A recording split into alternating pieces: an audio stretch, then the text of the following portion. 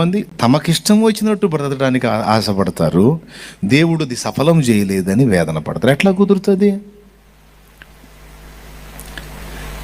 కుమారుడా, నీవు నీకిష్టం వచ్చినట్టు సుఖమును అనుభవించితివి.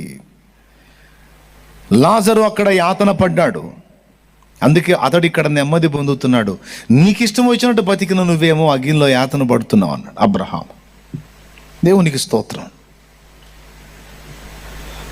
కాబట్టి నీవు నీకిష్టమైన త్రోవలలో నడుస్తూ, నీకిష్టమైన త్రోవల్లో నిలుస్తూ, దానిలో నాకు సఫలత కావాలని కోరుకుంటే చేజేతుల నిన్ను నాశనానికి దేవుడు అప్పచెప్పమని కోరుతున్నావు. ఎట్లా ఒప్పుకుంటాడు? ఎట్లా నీకు సఫలం చేస్తాడండి? కాబట్టి